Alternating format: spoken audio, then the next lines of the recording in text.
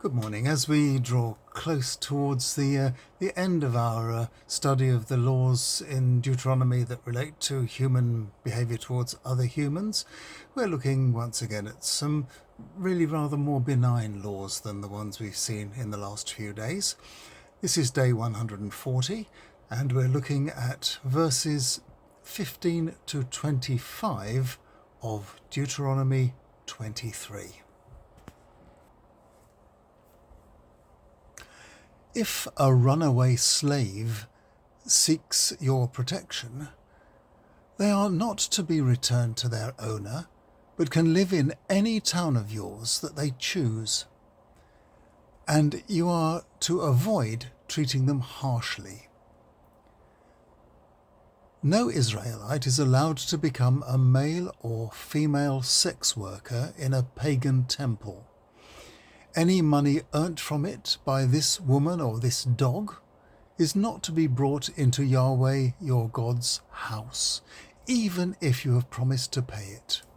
Yahweh hates people who offer sex in pagan worship. Israelites are not allowed to charge each other interest on loans of any kind, whether of money or food or anything. You can charge interest on what you loan a foreigner, but not a fellow Israelite.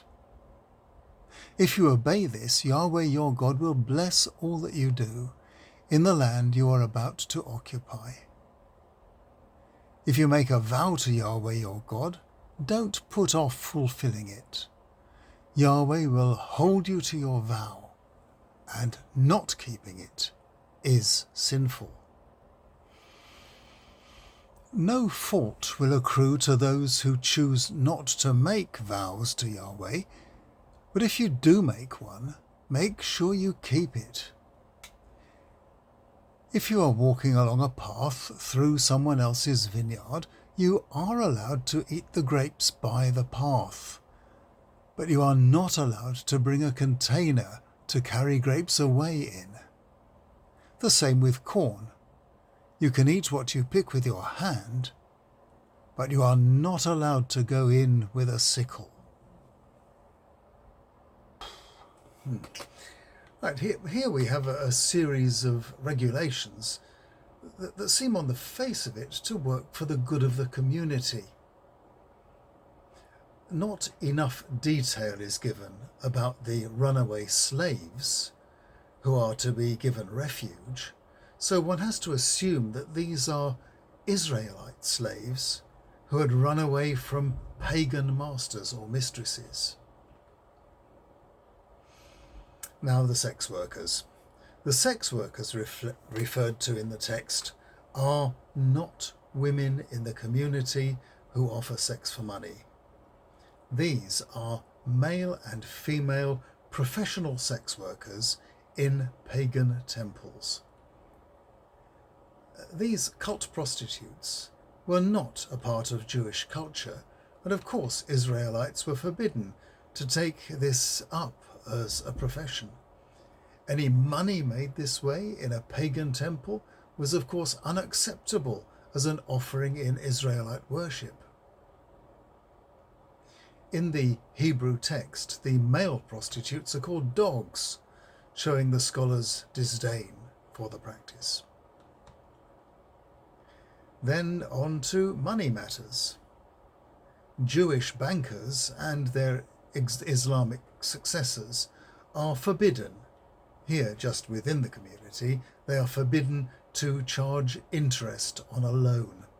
They can, of course, charge foreigners interest, but they have historically had to find clever but still legal ways to make money out of loans to their neighbours, such as charging upfront administration fees or the fees due to accountants for their wages. Next we see that nobody is obliged to make a vow to God, but people are here encouraged speedily to fulfill any promises they have made.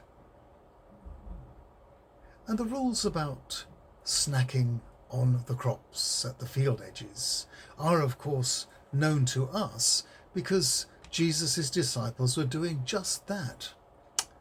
But it was on a Sabbath day, and the nitpicking lawyers criticised them because doing what one law said you could do was prohibited by another that said you couldn't do it on a Sabbath, since it entailed minimal but still forbidden work. On the whole, a sensible and benign set of laws here that would have made life easier for those who obeyed them, and faith better defined. Tomorrow we look at the Deuteronomic laws about divorce. I'll see you then.